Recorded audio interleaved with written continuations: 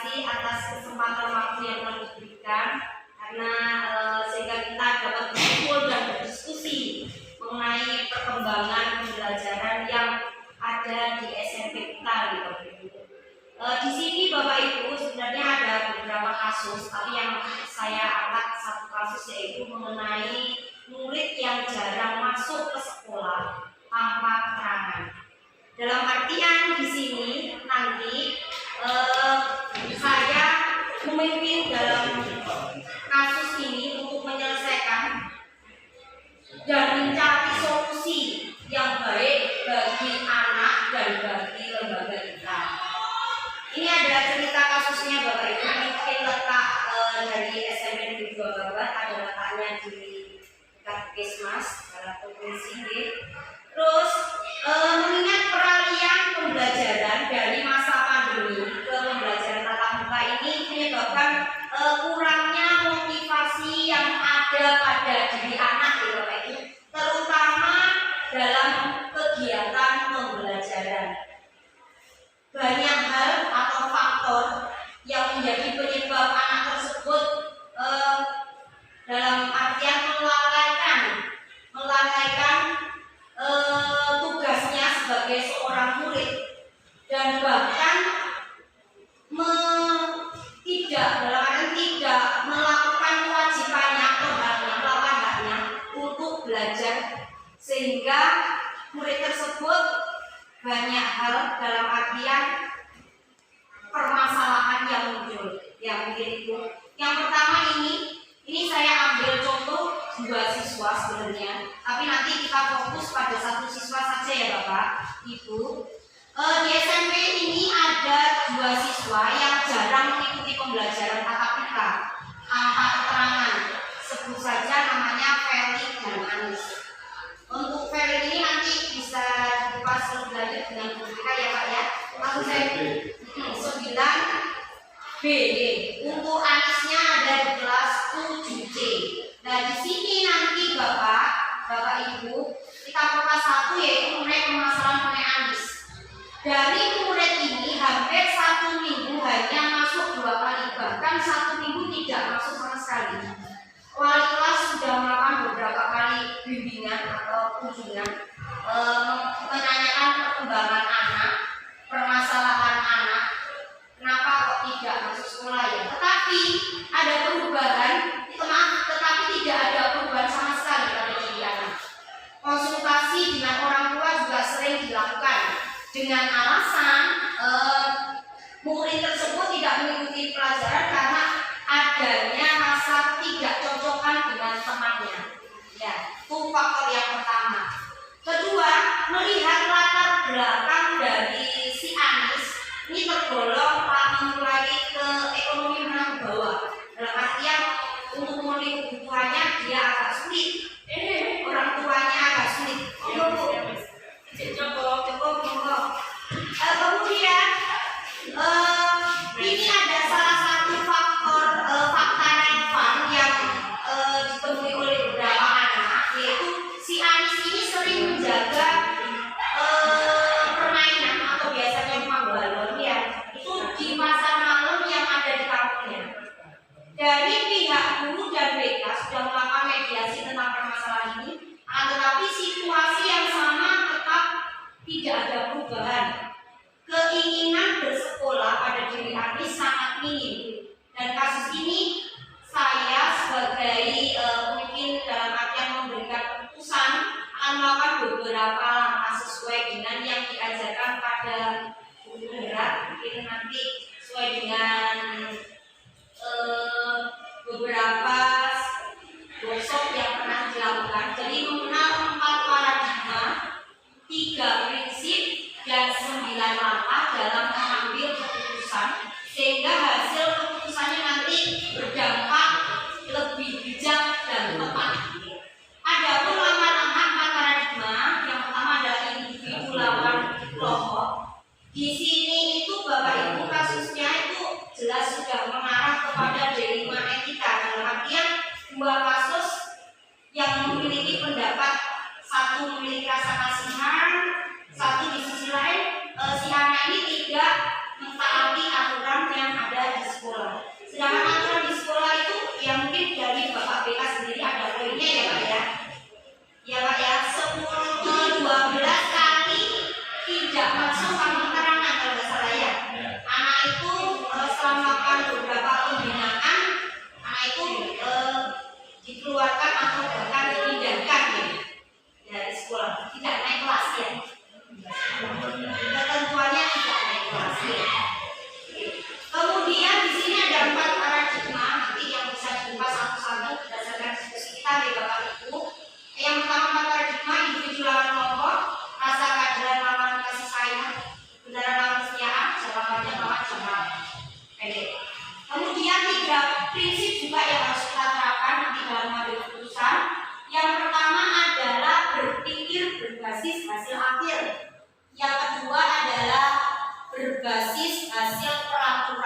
yang berlaku. Dan yang ketiga adalah berpikir basis rasa peduli. Kemudian dalam mengambil suatu keputusan juga harus ada 9 langkah yang harus diterapkan, yaitu mengenali nilai-nilai yang saling bertentangan, mengenali siapa yang terlibat dalam kasus tersebut. Maksudnya mengenali yang saling bertentangan ini tadi ada antara Anies tadi ada tingkat keekonomian yang sangat rendah, dan di sisi lain anak ini diharuskan sekolah gitu kan ya. Tapi Aniesnya tetap masih belum memiliki keinginan untuk berangkat ke sekolah. Mengenali siapa yang terlibat pada kasus tersebut, mengumpulkan suatu fakta-fakta yang relevan pada situasi ini, kemudian menguji benar salah, menguji paradigma benar salah. Nanti di situ ada namanya uji ilegal, uji regulasi, intuisi, publikasi atau panutan. Kemudian melakukan prinsip resolusi, investigasi, dan terakhir buat keputusan. Setelah keputusan ada lagi yang paling terakhir, yaitu merefleksi hasil keputusan. Itu mungkin Bapak nanti yang perlu kita diskusikannya sebelum mengambil sebuah keputusan dari Ananda Anies ini. Nanti ada beberapa pertimbangan dari wali kelas, guru BK, dan dari ketertiban. Monggo untuk wali kelas terlebih dahulu, untuk memberikan latar belakang anak. Ada sekali masuk kelas, ada seminggu itu 2 kali, ada seminggu sekali. Nah, saya mau tindak secara disiplin, hanya bilang gini, saya itu tidak kerasan dengan dunia operasi ini, karena tidak ada lama. Dan kedua, saya mau tindak ke pucuk. Jadi dari sini saya olah dulu permasalahannya. Terus kita selesaikan setelah PTS ini. Kemarin saya minta Mbak Pika untuk nulis surat lagi ya, Bu ya. Kemudian banyak kasus di samping itu anaknya juga suka merokok. Oh iya, ada suka merokok. Stasiun pucuk itu namanya ikut Pak. Bukan pucuk. Tempatnya. Namanya siapa? Namanya iya, tapi bukan stasiun, namanya Andre sama Agus itu yang selalu menemui. Oh, mendampingi. Dari sini saya belum bisa ambil keputusan saya keluarkan atau tidak kelas karena masih jalan 3 bulan gitu ya. Jadi untuk ini saya ambil, orang tua juga saya ambil bimbingannya. Kalau memang bisa mengatasi, saya lihat bulan ini kalau anak yang terus ya bisa lolos. Tapi kalau nggak bisa ya gimana lagi? Ya saya minta semuanya untuk kerja semuanya. Ini ya, itu berarti latar belakang Anies nggih Bapak Ibu guru ya. Mungkin pendapat dari BK mungkin monggo. Oh, dari ketertiban monggo Pak. Saya kalau kita melihat daripada Anies kelasnya, bahwa Anies itu ada ketidakcocokan dengan teman. Ketidakcocokan temannya dari kelas itu tolong dipanggil. Anak yang sekiranya usianya itu tidak cocok dengan Anies siapa itu ditelusuri. Mereka tidak cocok dengan Anies. Dia itu menyendiri dengan kelasnya. Kelas yang lain itu 7B ke sonya. Dia teman sendiri. Kalau memang Anies sendiri mengatakan ketidakcocokan di dalam kelas, itu bisa Anies dikasih solusi untuk pindah kelas. Masalah ketidakcocokan ini dari saya. Monggo masukan dari Ibu BK mungkin. Kalau saya kemarin itu kan setelah tahun anaknya jarang masuk, akhirnya saya tanya ke ketua kelas ya, permasalahan jelas ada apa aja. Setelah itu dia memberi cerita kalau memang Anies itu tidak banyak teman di kelas. Dia menyendiri bukan karena dia sendiri, tapi ada sekelompok teman yang memang agak upaya untuk menjauhi. Itu katanya dari keterangan dia kelompoknya Anies sendiri begitu.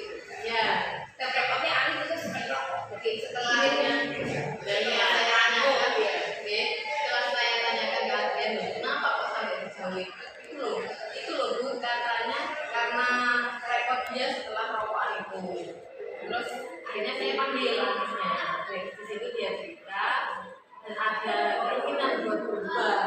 Nah, kalau memang ada keinginan berubah kan sekarang saya coba untuk teman sekelas mau menerima apa adanya ini setelah dia ada pernyataan menjadi orang baru lagi. Dan setelah dapat 2 nama anak yang katanya jadi provokasi untuk menjauhi Anies, mereka bilang kalau memang sekelas itu ada upaya nggak hanya dia sendiri. Jadi memang permasalahannya mungkin ada ketidakcakapan, terus ada miskomunikasi antara karena Anies sudah mungkin merasa dijauhi, akhirnya dia lebih menutup diri, dan teman-teman ketika mau berbicara juga sulit, merasa dirinya sudah dikucilkan, dia pindah ke teman 7A dan 7B. Jadi memang dari awal ada penolakan dari teman satu kelasnya ya. Nah, terus Anies sendiri akhirnya membatasi diri. Itu satu kelas atau berapa? Perempuan. Oke. Wali kelasnya supaya bisa menyampaikan. Iya, supaya saya cek untuk tidak bicara. Jadi kan jujurnya Marisa sendiri juga agak jauh dari Anies. Itu yang duduk di sebelahnya ya. Ada itu. Iya. Anies itu sebenarnya pacaran. Saya nggak mau dekat-dekat dengan Anies. Sekarang gitu makanya. Iya, ketularan. Tapi di sisi lain, kalau saya sebagai guru pengajarnya, kalau melihat fisik dari Anies itu, anaknya ngomel, nggak banyak ngomong sama sekali di kelas. Tapi nggak tahu untuk yang di luarnya mungkin ya. Mungkin ini tujuannya kita mencari fakta-fakta yang relevan pada diri Anies, baik itu melalui latar belakang bahkan tingkah lakunya Anies di luar ya. Si Anies bahwa dia punya banyak masalah, yang dalam tanda petik negatif, yang rokok, kemudian pacaran, kemudian sering tidak masuk kelas, menutup diri dan sebagainya, sehingga ini perlu diperhatikan oleh wali kelas bahwa jangan bertele-tele, usahakan apalagi nanti ada upaya untuk pindah sekolah. Nah kalau misalnya itu saran dari Pak Adi kan kalau mencocok dengan kelas lain, mumpung katanya mungkin masih beda di kata, cocok nggak dengan kelas lain, bisa diterima atau tidak? Kalau nggak bisa diterima berarti sama saja artinya meskipun si Anies ini dipindah ke kelas lain, jadi dipindah. Nah, sehingga daripada itu tunggu lama-lama, maka anak mungkin perlu kita ambil lagi bersama orang tuanya, memastikan dan nanti keputusan kita pun sudah tahu kalau dia lebih dari 15 itu kali apa dia nggak akan bisa naik kelas. Sementara kalau misalnya kita punya keputusan sekarang, misalnya nggak harus pindah ke mana, mungkin kan dia bisa jadi menerima yang baru, bisa menerima dia bisa lebih baik, kemudian sekolah yang lebih aktif, sehingga anak punya semangat belajar yang mau di sekolah. Itu kalau dari yang lain. Iya Pak ya, ini saya tidak kita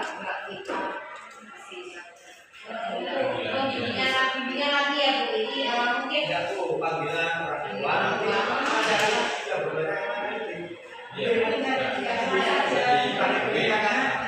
tua dikasih itu additional itu apa sih pernyataan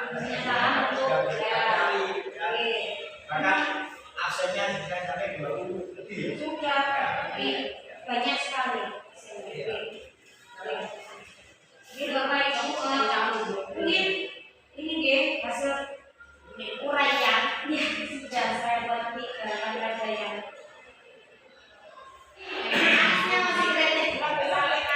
jadi Bapak Ibu ini saya di sini memberikan beberapa ini yang mungkin kalau mengambil keputusan itu harus melalui beberapa langkah supaya nanti ada beberapa yang mendukung dalam artian kita tidak salah langkah dalam mengambil suatu keputusan tentang suatu permasalahan.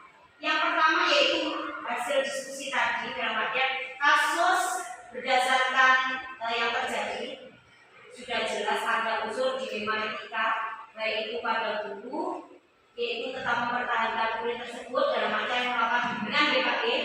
Kemudian di sisi lain untuk lanjutkan di sekolah si Anies itu sangat minim. Kemudian di sini 3 paradigma yang ada pada kasus ini yang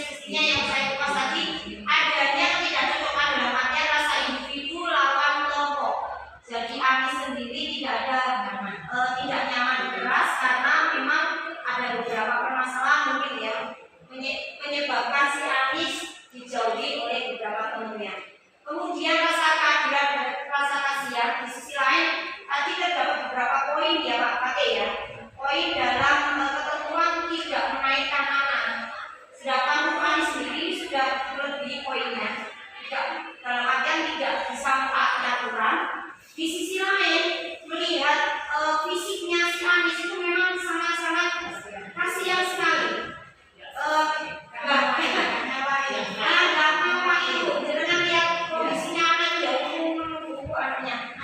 di sisi lain kamu lagi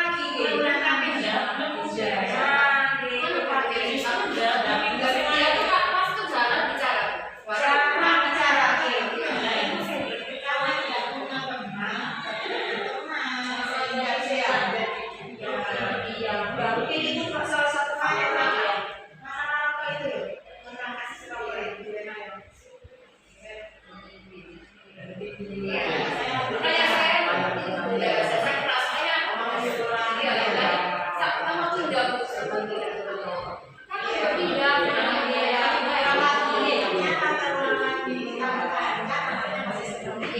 itu nanti masuk ke kajian 3 paradigma Mas nyambung jangka panjang lawan jangka pendek.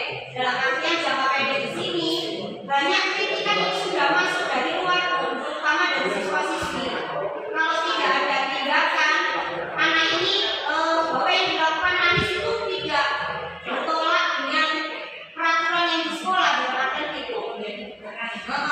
Jadi kalau tidak ada tindakan dari pihak sekolah, di sisi jangka panjangnya, kalau Anies itu tetap dipertahankan dengan kondisi tidak masuk, itu image sekolah dalam artian di masyarakat juga nanti sangat buruk. Berdampaknya nanti pada penerimaan siswa baru. Soalnya seperti itu kok dibiarkan gitu loh. Misalnya kalau ada tindakan. Nah ya. Kemudian 3 prinsip dilema berpikir berbasis peraturan. Tadi Anies melanggar peraturan. Berbasis peduli karena melihat kondisi ekonominya. Jadi perlu dipertimbangkan juga ya. Kemudian fakta-fakta yang relevan tadi pelanggaran peraturan, latar belakang keluarganya kurang mampu, sudah dilakukan pembinaan. Kemudian tadi melihat perilaku Anies di luar ya, mungkin sangat buruk ya. Dalam artian rokok dan yang lain-lain, pacaran, dalam panjangan jenengan ya. Anak itu pasal Surabaya bu, aku gede, bayinya keluar.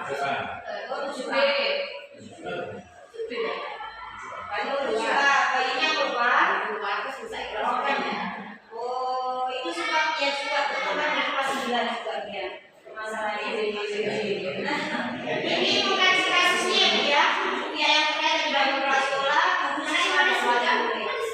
Oke, cantik anaknya.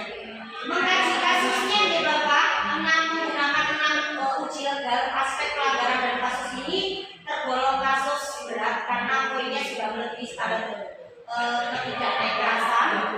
Mungkin tidak ada peraturan, kemudian uji instruisinya perasaan guru yang ingin mempertahankan, kemudian uji publikasinya mungkin kasus ini nggak usah dipublikasikan keluar deh Bapak Ibu, soalnya kita harus sekolah nanti bagaimana cara kita melakukan pembinaan lebih lanjut.